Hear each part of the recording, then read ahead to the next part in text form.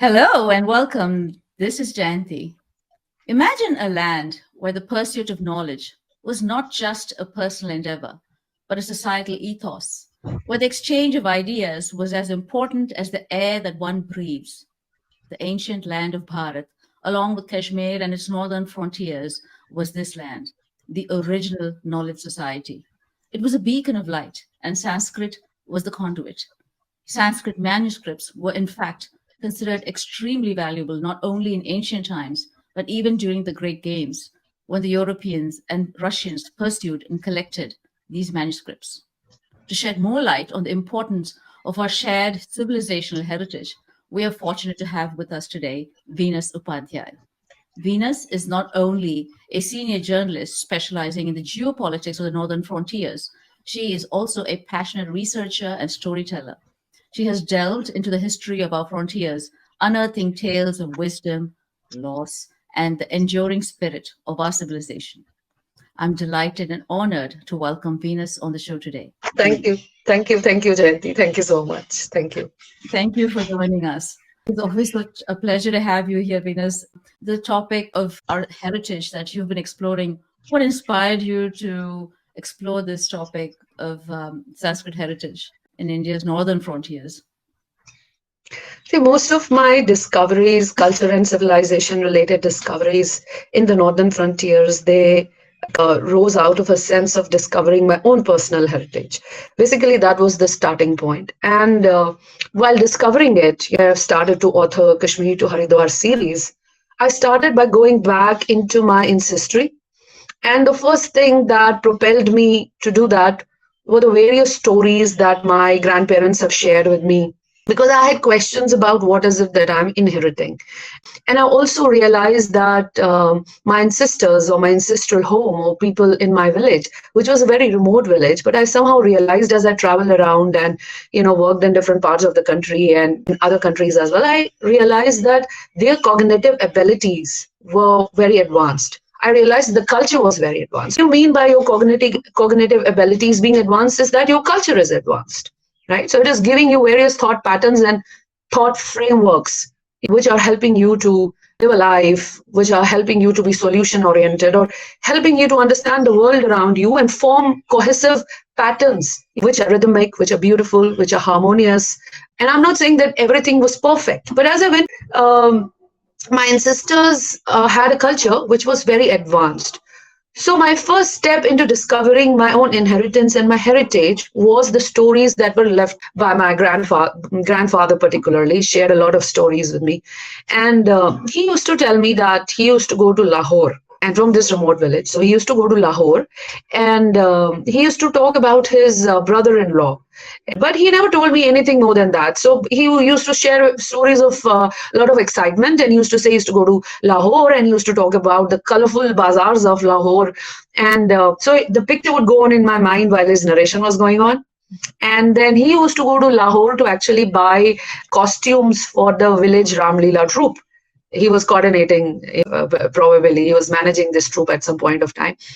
And so that was there in my mind. But I never realized that his brother-in-law was a scholar or was a noted figure or was somebody with a great heritage of Sanskrit, And somehow it happened that when I decided to trace my history and my heritage, I came across this story of my grandfather's brother-in-law. And through his story, I started to delve deeper into the civilizational heritage, particularly the Sanskrit heritage.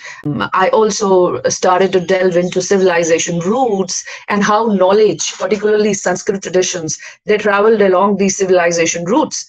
And if you look at the entire North India, particularly the Indus Valley Basin, which is basically massive, I'm talking about starting from Indus Basin starts all the way from Afghanistan to entire Pakistan, Punjab, and then Jammu and Kashmir. And this entire thing falls, this entire big geography, it falls under the Indus River Basin. You look at it, this is a massive civilizational corridor. Why I say corridor? Because it was the only entry point, territorial entry point to the Indian civilization, which meant that there were a lot of routes since ancient times which were passing through this territory and bringing humanity to and fro through this territory. Similarly, of Gangetic Plain also. So Gangetic Plain was also a hotspot of Indian civilization. So river valley plains have always been hotspots of human civilization. And when we talk about civilization, civilization means many things significantly. It also means knowledge systems, knowledge traditions, and therefore it means knowledge societies and knowledge communities. So by delving into this particular case story from my family, I started to discover a whole lot of Sanskrit heritage of this river basin. Yeah. And as you started to write about it, you also highlight the role of Kashmir and Gandhara as crucial hubs of knowledge, and how these regions influence knowledge in not just in India, but all of South Asia and Central Asia. Can we talk about that? Yeah, sure. You see, if you look at these northern frontiers or you look at these northern regions in this river basin, there were many advanced societies. For example, we talk about Nalanda, and when we talk about ancient universities, Nalanda is a well-known, hotspot of knowledge. But there were more, like Takshila also is known. Gandhara and Takshila was a civilizational hotspot. Similarly, Sharda was a significant knowledge hotspot. When you look at all these places, I think when we talk about these knowledge places and knowledge hotspots in context of Indian civilization, we know that there were great traditions that evolved out of these places, knowledge traditions that evolved out of these places, and there were individuals, acharyas, gurus, and masters who discovered many knowledge systems sitting in these knowledge hotspots. But what we miss primarily is that many of these knowledge hotspots, whether it is Gandhara, Takshila, Sharda, Nalanda, they were actually connected through civilization routes. Yeah. They were not just isolated places. People were moving between these places. Even if there were no aircrafts, there were no trains, yet there were routes which were commutable, and people had knowledge about these routes. So people were discovering these routes and they were moving along these routes. And not only individuals, but communities were moving along these routes. And their only way of preserving their knowledge systems was preserving these knowledge systems in various lineages, whether they were the family lineages or they were the Guru Shishya lineages. Yeah. So when you talk about Gandhara, Takshila, it was very connected to Sharda. Yeah. When you talk about Sharda, it has impacted the entire knowledge traditions of the northern regions. Similarly, Takshila, Gandhara also had a lot of influence on the knowledge systems of this basin, and it was connected to the river basins across, whether it was the Oxus River Basin in Central Asia or whether it was the Gangetic River Basin further in the Indian subcontinent. So further, when we talk about the case story that I've discovered in my family, through that I'll be able to illustrate how this happened, and further the knowledge traditions that were existent in Central Asia. Yeah. Say about 1,000 years ago, 2,000 years ago. Through that also, we can understand how knowledge was traveling across these routes, how communities, there were specific communities who were sustaining, preserving, and also evolving these knowledge systems. And why, what happened that we have lost a whole lot of it today. Right. Yeah, but before we get to that, I was wondering about the competition that existed for the knowledge that was created in these areas in Sanskrit manuscripts. One of the things that you found out was that in the Great Game period, there was a huge competition and people tried to acquire these manuscripts. So can you talk about that a little bit and the implications? So what happened is there was a whole lot of knowledge and a whole lot of manuscripts, all these civilization hotspots, knowledge hotspots, whether that is Takshila, Gandhara, or that is Sharda, Nalanda. Most of them were destroyed in the invasions that started about 1,000 years ago. And some of them that were preserved, they were preserved in extremely isolated caves or which were not known to the contemporary world. The European world, I'm talking about the Europe which had already gone through industrial revolution, which had started to colonize the rest of the world, including South Asia. It is during the Great Game period, somewhere just before the mid-19th century, that's when the Great Game period has started. Starting from that period onwards, the European powers, they basically started to discover these regions of the Himalayas and the Trans-Himalayan regions and the Central Asian regions, which were unknown to them before. Yeah. And they started to utilize the new industrial tools and means and methods that they had discovered to explore these regions. For example, their tools of mapping or the tools of navigation that they were using. So what happened is, a lot of these regions, which were not known to the larger world at that point of time, started to be discovered. Right. So there were a number of expeditions. There were Japanese expeditions, German expeditions. Significantly, there were Russian and British expeditions, because the Great Game was actually a competition, a geopolitical competition between the Russian Empire and the British Empire. And this entire region, which was actually also the region of the nodal civilization routes, starting from Afghanistan, Central Asia, then, the Indian subcontinent's northern regions, what I call the Indus River Basin, and then further on the Himalayan region and the Trans-Himalayan region. By Trans-Himalayan region, I mean the region of Ladakh and Gilgit and Baltistan and further really extreme frontiers. They started to discover these regions. And in some of these regions, they actually came across far isolated and deserted caves with amazing wealth of manuscripts and murals. Like how you have caves in Ajanta and Ellora. You have similar caves in central India and Madhya Pradesh with a very rich wealth of murals and stories and story narratives from the Hindu and the Buddhist systems. So basically at that point of time, because they were hungry for understanding this part of the world, and therefore they were hungry for conquering this part of the world and controlling the societies of this part of the world, they also developed a competition for acquiring the knowledge wealth of these territories. Right. So when manuscripts started to be discovered, there also arose a competition for manuscripts between these global powers. Yeah. You find many mentions of it, particularly in the region of what the activists call East Turkestan and what the communist Chinese state calls Xinjiang. In the Tarim Basin, several caves were found with a very rich wealth of murals and Sanskrit manuscript, both Hindu and Buddhist Sanskrit manuscripts. But they started to find out in the beginning of the 20th century. And it started with the Japanese. I'm talking about these caves in the Tarim Basin, and followed by many German expeditions. And these Germans actually removed the murals from there and took it to their country. And in the process of that, removing those ancient murals, the carbon dating happened only later. They also destroyed many things. Yeah. They preserved things, but they also destroyed many things. And then there were British also. You would have heard about Oriel Steen, who was a great British explorer, archaeologist, historian, and linguist. He's also gone to these caves in today's Xinjiang, and he's made many discoveries. He also brought a wealth of manuscripts. The Russian expeditions also brought a wealth of manuscripts, which are today existing in Russia. What is unknown is that the Dogras also had a wealth of these manuscripts. Because the Dogras, the Dogra military, was primarily plying through the civilization routes during the Great Game period. So it's the Dogras who won Ladakh, it's the Baltistan, and then their armies further on marched to extreme frontier region. After the kingdom of Jammu and Kashmir was formed, in 1860, the second Dogra Maharaja, immediately after he became the Maharaja, I'm talking about Maharaja Ranbir Singh, the son of Maharaja Gulab Singh, he set up the Raghunath temple, which is an iconic temple in downtown Jammu today. It's a major landmark in the old Jammu city. He set up this Raghunath temple. And a year later, he set up a library of Sanskrit manuscripts in the temple, which still exists. And in this library of Sanskrit manuscripts, which he had actually acquired through various families. So it was basically coming from the manuscripts owned by the royal family or the officials of the royal court. So they pulled in all these manuscripts and created this library. Yeah. At that point of time, Pandit Gauri Shankar, who was my grandfather's brother-in-law, he was married to my grandfather's sister. His grandfather was appointed as the first librarian of this Sanskrit manuscript library. His name was Pandit 𝗼𝗚 𝗏.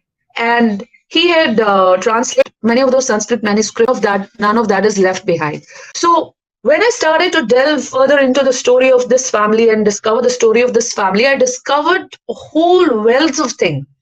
And that helped me to understand how much of heritage was preserved, owned, sustained, and evolved within the family lineage. Yeah. So starting with this Sanskrit manuscript library that Ranbir Singh started, whose librarian was Pandit 𝗼𝗚 𝗏. His son was Pandit Kirparam. So Pandit Kirparam was again a great Sanskrit scholar. He translated many books, many Sanskrit books into Dogri and Hindi. One of his book, which was published in 1907, was called 𝗓 𝗫𝗄𝗅, which is a compilation of a composition of 304 shlokas dedicated to Lord Shiva. And it is considered to be a great work of Sanskrit.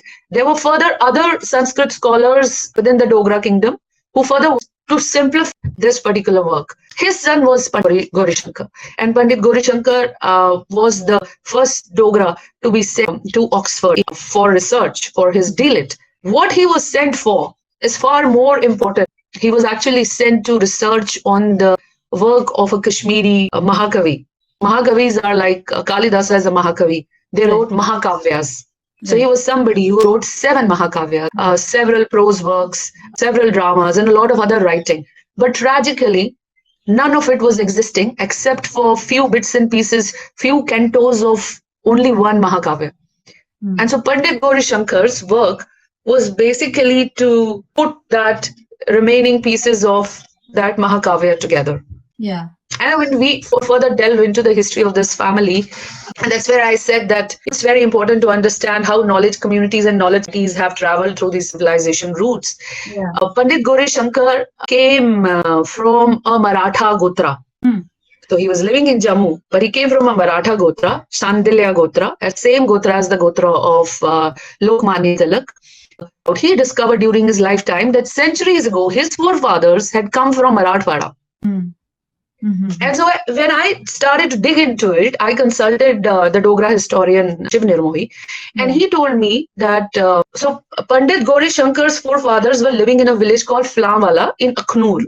So Akhnur was a nodal civilization hotspot. Akhnur was the place through which the Mughal route passed. That is, before 1922, Kashmir was linked through rest of the world, not to the current Jammu-Kashmir highway, but through the Mughal route. So through the same route only, you would go to Central Asia, you would go to northern frontiers. So all these routes were interconnected. Yeah. Today, Akhnur is the place where the international border ends and the disputed border starts. So you have a major army presence in Akhnur. But Akhnur also has the northernmost presence of the Harappan civilization, and it has a very important Kushan period Buddhist site. So this family was from a village called 𝗤𝗏, which is 10 kilometers from today's Akhnur town. So 𝗤𝗏 𝗔𝗎 told me that out of the 4 dozen Rajwadas, that means the royal families who ruled Akhnur in different periods, one was a Maratha Rajwada. So it is likely that the Maratha Rajwada, they will get their own Purohits, they will get their own Pandits to come along with them to the kingdom. And I found furthermore cases, I found in Jammu and Kashmir, royal families who have come from other regions of Punjab, who've come from other regions of the Indus Basin, who've come from as far as Rajasthan or Gujarat. And so if you want to trace their ancestry, you can trace their ancestry through the ancestry of their Purohits. Find that the Purohits have come from somewhere else, generations ago. Yeah. So similarly, this family also had come from Marathwada. And even today, there are places in Jammu, like in Udhampur, find people with Maratha Gotras. And that has happened like long back. And Marathas may not be the only Gotras. As I was sharing with you, I found people with Gujarati Gotras. I've found people from this region of Gujarat, Rajasthan, Haryana, this belt. So it's very interesting to see how communities and family lineages traveled along these civilization routes, propelled by various factors. Exactly. Actually, it's very difficult to sum it up all together. There is so much else to share. So let's go with next question. Yeah, it's first of all fascinating that you have so much of a personal connection within your own family, the involvement in this Sanskrit heritage. Also, Pandit Gaurishankar's research on 𝗪𝗏 𝗫𝗍 was also really fascinating. I mean, that brings a lot of complexity. And if you talk a little bit about that. Yeah, there is a lot more to him. By tracing his story, I've been able to trace a whole wealth of heritage that was present in the Dogra kingdom, things they were doing, things they were patronizing, things they were encouraging, not even them. While tracing this story, I've met so many other people and I've got to know about so many other things about, Sanskrit knowledge traditions or knowledge traditions. And it all started, again, I'm saying this was a simple pursuit of understanding my own heritage. Right. I never thought that there were people in my family like that. So imagine in so many families, there would be people like that. Yes. Who are waiting to be discovered. Yes. So For me, it was simply those lovely stories of my grandfather. That was the triggering point. And Pandit Gauri-Shankar, actually, we also preserved a beautiful picture of his. My family preserved a beautiful picture of his. He was probably 19 or 20 years old when the marriage proposal came. You have these pictures that come along with a marriage proposal. And that beautiful picture of young Pandit Gauri-Shankar was preserved.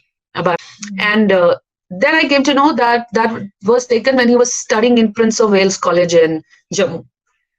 So Dogra Maharajas had started at Prince of Wales College. Interestingly, his teacher in Prince of Wales College was Professor Verma 𝗤𝗂𝗏. He had some great teachers. So when I started to trace the progresses of education, I found that obviously his family lineage was great. And so therefore, right from the very beginning, he was tutored in those Sanskrit traditions. But even in Prince of Wales College, his teachers were great. Dr. Siddheshwar Verma, he was a Padma Vibhushan. He was his teacher. And you can imagine, by his heydays, Professor Verma knew 30 languages. He had a mastery of 30 languages. And from Jammu Prince of Wales College, he went on to the Lahore University. Interestingly, Lahore University had many interesting institutions focused on Oriental knowledge. So there was a College of Oriental Education in Lahore where he did his MA. And then he was appointed as a lecturer over there. He was teaching Punjabi, Sanskrit and Hindi. And there were some great people of Sanskrit and Oriental knowledge in Lahore at that point of time. If you see history, after the Anglo-Sikh War, Lahore came under the British. And from Lahore, all these civilization routes started. So when the British started to discover this territory beyond what the Sikh kingdom held, they set not only their administrative units, but also their educational institutions over there, because they were the center of research for understanding these regions beyond. So there was a very important figure in Oriental College. His name was Professor Woolner, and Woolner was basically also the Vice Chancellor of Lahore University for a very important period of time. Even today, I have heard that Woolner's statue exists somewhere in Lahore. So Woolner was Pandit Gauri-Shankar's teacher. And it was when Woolner was the Vice Chancellor, Pandit Gauri-Shankar was sent to Oxford in 1931 and 32 to basically research Kapina Buddha's, Shiva Swamin's Kapina Buddha. And interestingly, Kapina Buddha, Shiva Swamin's this particular work was discovered only in 1893. Before that, it was just unknown. So when Pandit Gauri-Shankar started to work on it, he found out that there was no original manuscript of this Mahakavya existing. Interestingly, he found bits and pieces, some cantos of it in Oriya in the Puri Jagannath Library. So he first learned Oriya, then he translated it from Oriya into Sanskrit, and then he did his work further. Later on, he also discovered some pieces of this Mahakavya in Japan. So how did it go to Japan? Yeah.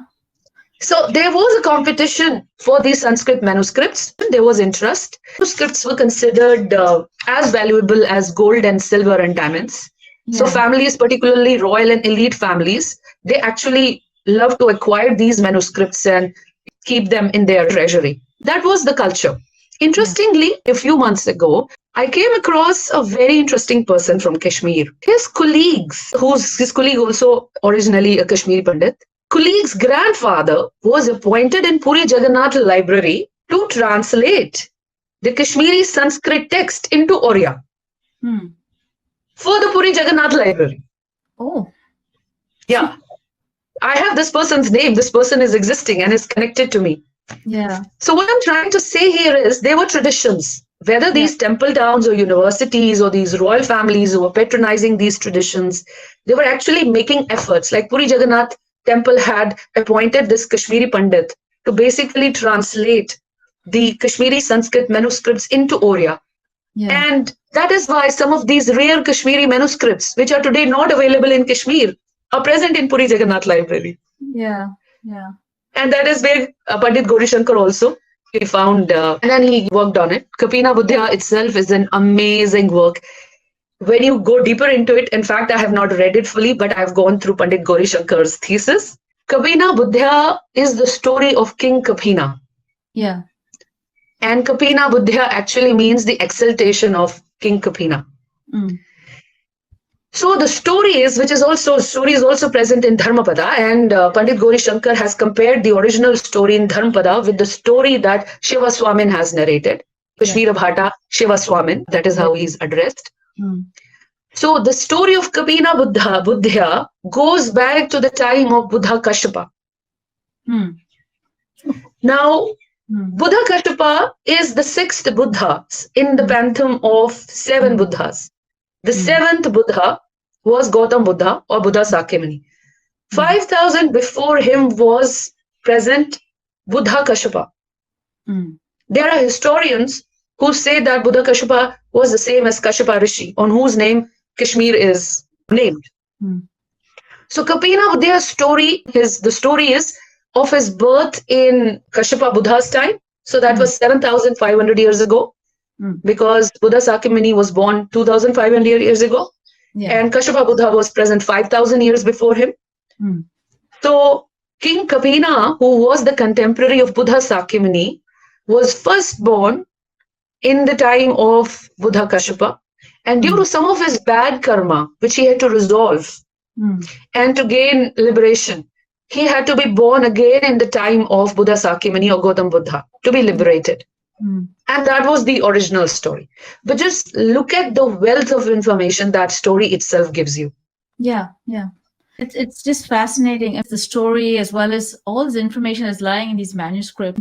There's about 30 million manuscripts lying untranslated in India today. And it's just so sad. And yet, in the past, people came from far and wide seeking these manuscripts, trying to translate them. They went to great lengths because they saw that as a civilizational treasure. And they ended up in places like Japan and China, across Southeast Asia. And you also talked about something very interesting regarding how the Chinese actually, way back in ancient times, took some of our music to motivate their troops because they found that some ragas were so uplifting. Can you talk about that? Yes, actually India also has great music traditions, and most of these knowledge traditions, they are interconnected. So it so happened that there is a compilation called Sanskrit on the Silk Route by Bharatiya Vidya Bhavan. It's a great publication. So it's a compilation of various research papers. But I also want to mention before I answer your question is that, you see, in the Indian civilization, before English came in or the Westerners came in, and before we acquired another language, English or French or other European languages, we were studying our knowledge heritage in our language. So that means if we were studying Sanskrit, we were studying Sanskrit through Sanskrit, which even if you today go in South and you go to some of these Gurukulas or ancient Pathshalas, which were set up by, say, Shankaracharya's contemporaries, you'll witness that they study Sanskrit through Sanskrit. Or maybe, there is some transmission which is happening through Malayalam or, because that is the language today. But other than that, the entire tradition of communication was very advanced. For example, there was a very advanced sign language. And a lot of teaching and a lot of communication, while these knowledge traditions were imparted and this knowledge was imparted, it was also happening through sign language, which was very unique to these communities. Hastamudras. So exactly. So what I'm saying is, when the Westerners came, that was the first time when we started to study Indian civilizational knowledge and the knowledge systems through the Western language. That is why there's a word called Orientalist, Indologist. But before the Europeans came in, Indians would not call themselves Indologist. We would have our own systems of addressing. This differentiation is very important for us to understand what happened with us. You sit within a system and you study it from within, or you go out and study it from outside. These are two different perspectives. Absolutely. And it brings varying narratives. There has to be awareness that there are varying narratives. So for example, some of these caves that were discovered in Xinjiang, there are stories which you find in these caves. You find those same stories illustrated in Ajanta and Ellora, and the same stories illustrated in the ancient caves in Madhya Pradesh. But the narrative is different. So the kind of communication, interface, exchange that was happening between knowledge communities in these various geography is very important.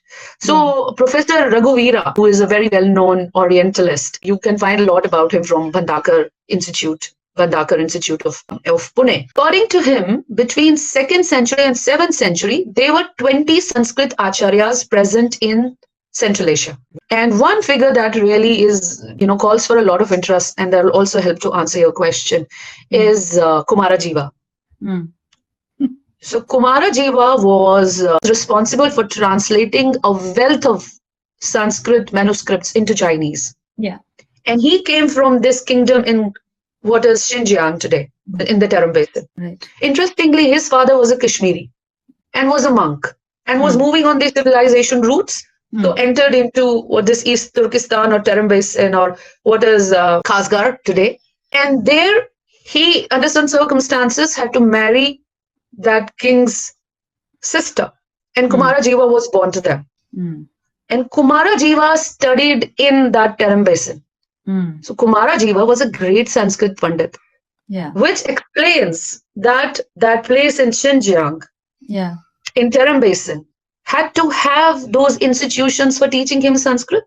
Yeah, true. And if his father from Kashmir has come from there to there were civilization roots, there was some knowledge. That is why people were moving on it. That is why I said that Silk Route. Now, I also feel that I think the Silk Route came only in the later 19th century, the name, and it was coined by Germans. Because again, I'm saying there were many European expeditions, and obviously any European who found the wonders in these territories would want to find a connection with his place. Right. So there was geopolitics always at the backdrop of this evolving history. Yeah. Things are not happening linearly. On the same route, you find that there was an envoy who was sent by a Chinese emperor, and he came on this Afghanistan and the northern frontier region today. And he took a raga from there, which was further used to create this motivating marching song for the troops in China at that point of time. Yeah. And I found this information in the Sanskrit on the Silk Route. And I have been interacting with some of these families. I had the privilege of interacting with these families during the course of my journeys, and I always keep on finding people like that. So I found this family. It's the 13th or 14th generation of this family on the Kashi Ghats. And they are Pandits, so traditional Pandits, who still today stand on the Ghats performing Karmakanda rituals for people. They are Purohits for various families from the subcontinent. But if you go into their lineage, you will understand that their entire lineage, it connects of various knowledge systems. For example, this person that I consulted, he's a Pakhwaj player. So when you go into what he has inherited, and it's just very near to where the 𝗠𝙗𝙗 Ghat is. This family is from the 𝗒𝚋 Ghat. Next to it is the 𝗠ល់ Ghat. So you can also find this lineage of 𝗠𝙗𝙗, is still there. It's actually a spiritual lineage. It's not a family lineage, but you have a 13th and the 14th generation of that lineage. You find music in their blood. You find music in that lineage. And along with music, you find various other knowledge traditions, whether it is linked to the body systems, body well-being, Sanskrit traditions, whether it is related to literary traditions of Sanskrit or oral traditions of Sanskrit, and knowledge systems are related to music, and not only classical music, vocal music, but instrumental music. Yeah. So he helped me to understand, this particular aspect, that what the Chinese took and what it meant. Yeah. So in this Sanskrit on the Silk Route, you actually just find a mention of the song that he took or the composition that he took. But it is this Pandit from Kashi who helped me to understand that he told me that this is a composition which is used for addressing great people. He actually sang it for me, but I do not have that knowledge of music. Yeah. And when it hit my ears, I could appreciate it. But amazing, these families were such that they could talk in music. Yeah. Some of these ragas, they uplift the mood. Some of them can put you in a completely different state of mind. And the Chinese valued this so much that they wanted to take that and use that for their troops. And maybe that's something we can do too, even today. So. Yeah. And in fact, that is very true, but we need to understand that the China of those days and the China of today is very different. Of course. It's the aspirations of China of those days and the aspirations of China of today are very different. Of course. And that's where I feel it's not right to call Silk Route just the route, because this entire civilizational route was very dynamic. And I've met experts who say that these civilization routes were not just ending where they were ending and just going into Central Asia, Tibet, and China. They were all the way coming through the Himalayan communities, all the way to Ayodhya, Arunachal, Nepal. All these regions across the Himalayas were also connected. Yeah. Maybe not connected through the modern means. And that's where I'm saying when the Europeans started to explore these regions through the tools and the means of the Industrial Revolution, it became a different game. And I think that where lies the core of the great game as well, because there are means of warfare, means of exploration. And when the Russians started to march towards Central Asia from where the Russian territory was, they started to build many railways. They started to build many roadways because the armies need to march. The modern armies, which were equipped, they needed to march on into these regions. Right. So railways were a symbol of European Industrial Revolution, a European colonization. And you find that all throughout. Bhutan has a great history of great games.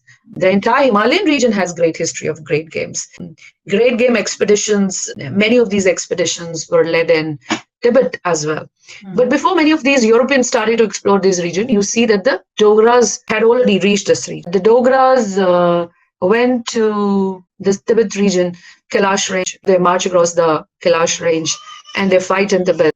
The Dogras they basically went 40 years, 50 years before young husband went to Tibet.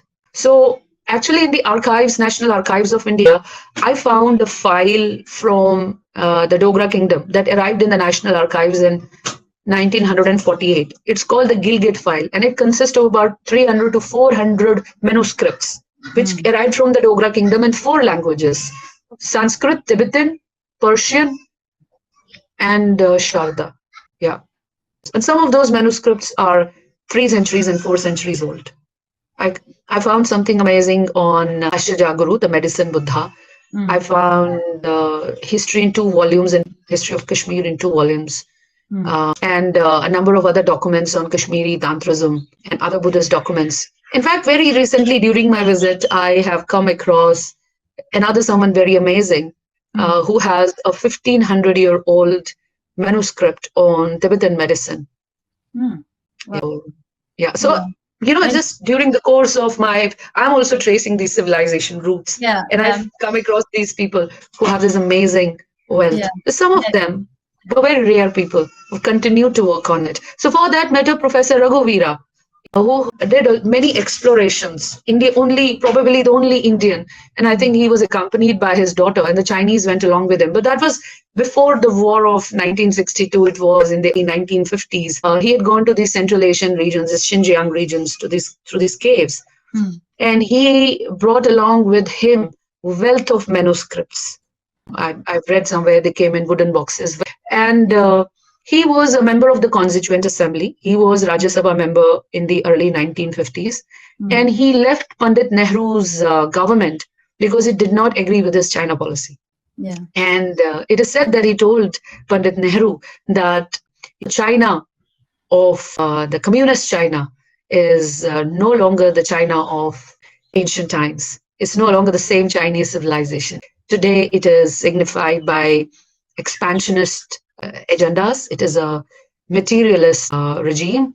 And these were his words. So because of his difference in opinion with Pandit Nehru on Pandit Nehru's China policy, he left the government at that point of time. And then there is a whole lot of, literature, legacy that he has left behind.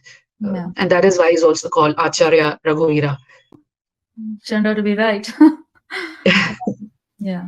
Well, one of the other things that you mentioned briefly about the Hastamudras that you came across during your journeys as well, I found that so interesting, how they have debates in this ritual called Anonium in Kerala.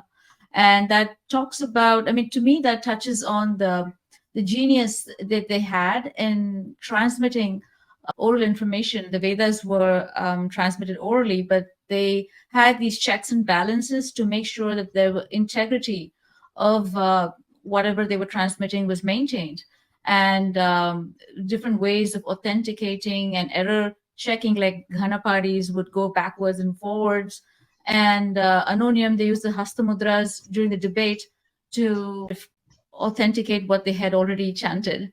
And they use that as a form of debate, which is so extraordinary.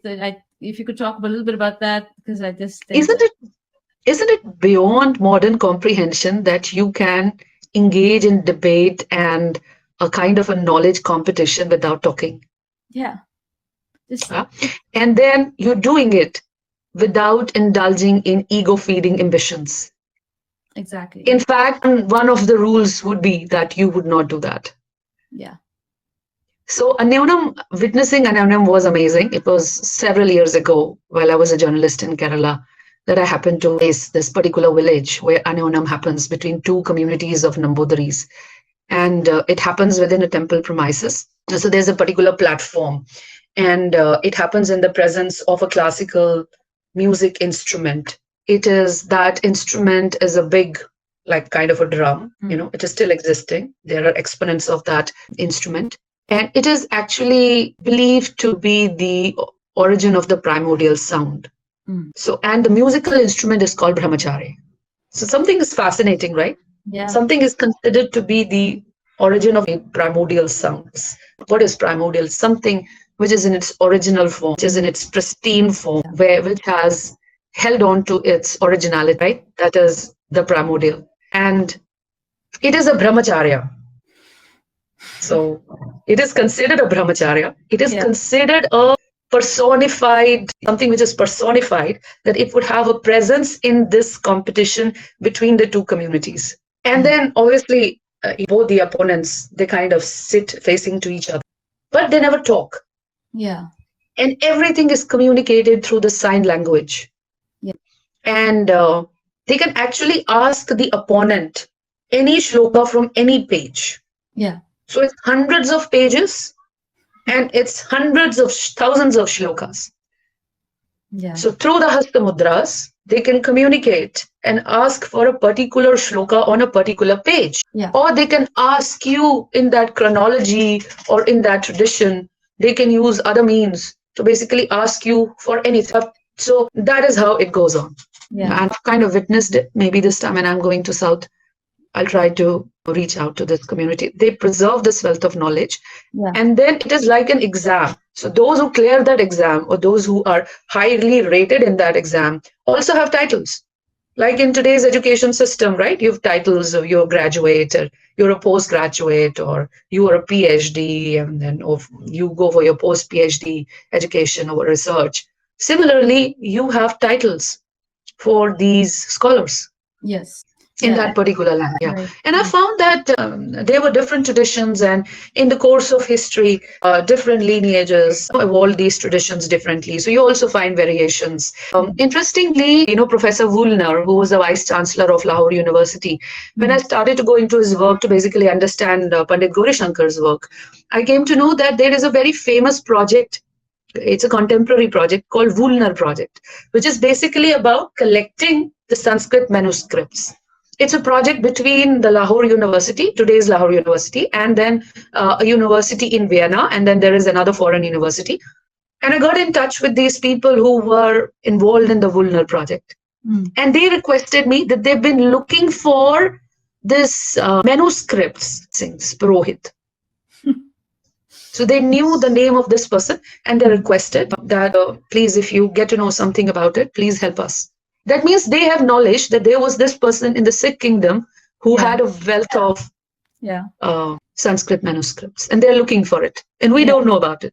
Yeah, it's so amazing how much we don't, and it's also feels so precious that some of these traditions are being preserved just by a few knowledge communities, and it's worrying what happens when we lose them.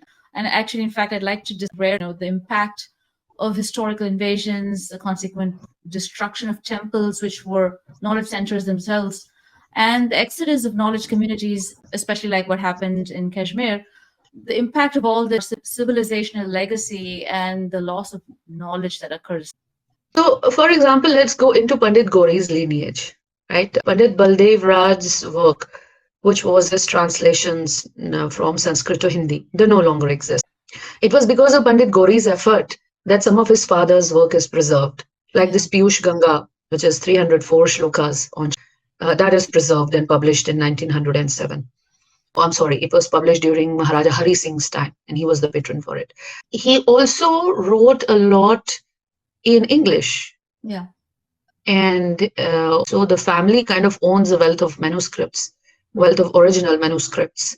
And recently, I've actually come across something else also, which I'll share here, that I was going into the story of Diwans of the Dogra kingdom. So the Diwans of the Dogra kingdom, starting from 𝗣𝗚𝗂𝗍𝗲, they came from a very famous family called the Aminabad, but this family comes with a history of about 500 years from Gujarat, Haryana, Rajasthan, this belt region.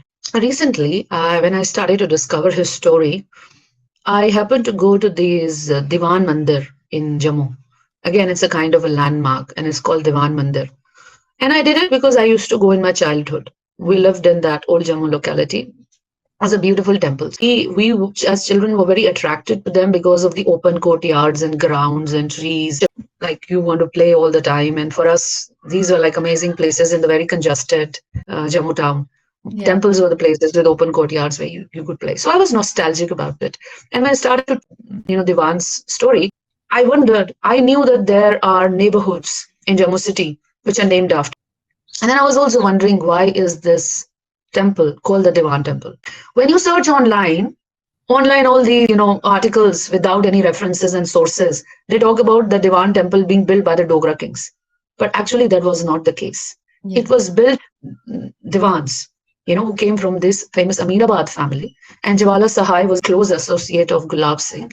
Yeah. In fact, you can say that, he was the lead diplomat of Gulab Singh. But I came to know that the Purohits of these temples, or the Purohits of the Diwans, so they from the Rajasthan, Gujarat, Haryana border belt.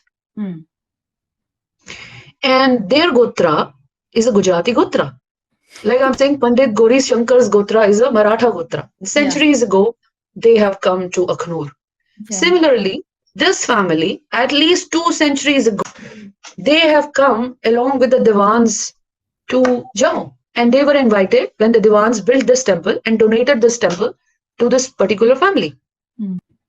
So imagine the wealth of literature they would be owning, which they themselves would be unaware. But apart from that, imagine the heritage and the history that they hold on within just their lineage. And this was present all throughout. For example, if you go through the ancient geography of Gandhara, which is based on the notes of this Chinese traveler 𝗏 Yeah. And then during the colonial period, there were Indologists who kind of translated it and with commentaries and stuff like that. So you'll find they mention that there were 100 Brahminical temples and there were so many Buddhist monasteries. Yeah. Now imagine in each of those Buddhist monasteries, in each of those Brahminical temples, what would be the wealth of knowledge and the wealth of literature? Leave around the, the spiritual knowledge systems which were imparted to the monks, which the layperson would not know. Leave around that. But just focus on the manuscripts, focus on the knowledge systems, focus on the subjects or the, specific knowledge that they had evolved in each of those institutions. Yeah. And imagine the loss. Yes. Even in my family lineage, my great-grandfather was a polyglot. And I remember as a young child, our family had huge libraries. And I remember really thick teakwood almirahs in my early childhood.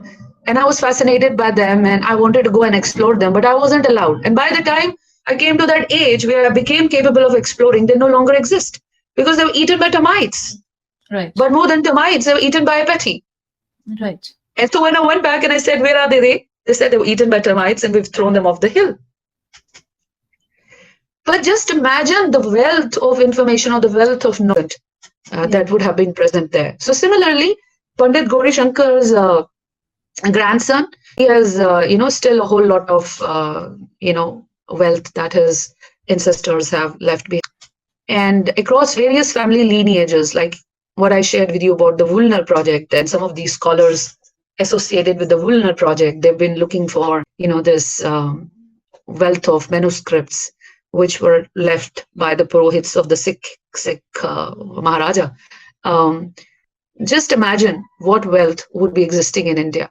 And even if they're physically existing today, how many of the families and lineages are preserving that kind of language proficiency or that kind of knowledge proficiency? That was a very evolved proficiency of certain linguistic skills or knowledge skills, which are today no longer well. We are studying in institutions, or we are studying in highly rated institutions, but those knowledge systems are no longer existing because the traditions are no longer existing. No, it's so. Imagine the loss. Yeah. And more than the loss, imagine all these people who evolved those kind of knowledge systems. Imagine their intellect and their cognitive abilities. Yes. So imagine during the course of time, we have not just lost the manuscripts in their physical form, we've actually lost those abilities and faculties which were inherent to our civilization and to our civilizational construct. Yes, yes. You can't isolate it, which is very important. For example, in Kerala, if you go in some of the schools, in Gurukulas, which is say centuries old, you will see that everything is integrated. The architecture is integrated with the way people speak, the way they dress up, the way they learn, the way they eat. Yes. Every aspect of the lifestyle is integrated and focused on achieving that one particular goal. Yes. Which is your knowledge in your lineage, whether that is your family lineage or your knowledge lineage or spiritual lineage or religious lineage. Yes. Yes, absolutely. And it is so important to preserve this lineage and heritage, whether it's linguistic or just every aspect of our civilizational heritage, if we're not to become something that's relegated to a museum. It can. So that's why your work is so important, Venus, and we're so grateful to you for doing this, because you also inspire us in showing us an example of how every family has so much heritage, and just seeking out that knowledge becomes critical to preserving this heritage. And preserving our cultural and intellectual heritage is a challenge. Families across India, especially in northern frontiers, grapple with the loss of knowledge, traditions, and linguistic proficiency. But this isn't just an exercise in nostalgia. It's an investment in our collective future. Knowledge is the golden thread that binds generations. The loss of the civilizational knowledge that connects all of us only gives rise to conflicts when we forget that we are not isolated entities, but links in a chain of civilizational evolution. Bharat is not just a geography, not just a mere political entity, but a continuous living civilization that has been kept alive through the practice and transmission of our heritage. And so our traditions and our Sanskrit manuscripts aren't mere relics of the past. They are guiding lights that illuminate the path forward by reminding us that a society grounded in knowledge is resilient, adaptable, and capable of creating lasting positive change. And thank you, Venus, for enlightening us and reminding us that it is our past which holds the key to our future, and that preserving our heritage is a collective responsibility. We are all custodians of our civilizational legacy, a legacy that will help us bridge the gap between tradition and modernity while seamlessly carrying the torch of knowledge forward. Thank you so much, Venus. I really appreciate your time. Thank you. Thank you so much. Thank you so much, Jayanthi. And just the last comment that I think the fundamentals of the Indian knowledge communities was that seeking of the knowledge within and seeking of the knowledge within higher ideal. Yes. The standards were really high. Yeah. Where materialism was not pursued, was not the sole aim of life, but to understand yourself and to understand the world around you from a more compassionate ground, from a more holistic and a spiritual ground, has always been the basis of this civilization. So that's where whenever you study about knowledge systems within the Indian civilizational context, you will see that they are very integrated with the entire lifestyle. Yes. And the kind of lifestyle that they seek. Yes. If you live that lifestyle, there is a certain system and a tradition that you evolve. You not only sustain and preserve, Yes. but you evolve. Absolutely. So I think I'm very fortunate that during my course and my journeys, I've been able to meet these amazing people. And I look forward to bring you more interesting stories of such people whom I keep encountering. Thank you so much. It's an absolute pleasure. Thank you so much. Thank you for reminding us to reclaim our civilizational heritage and to remind us as to what a treasure we have right in front of us. Thank you.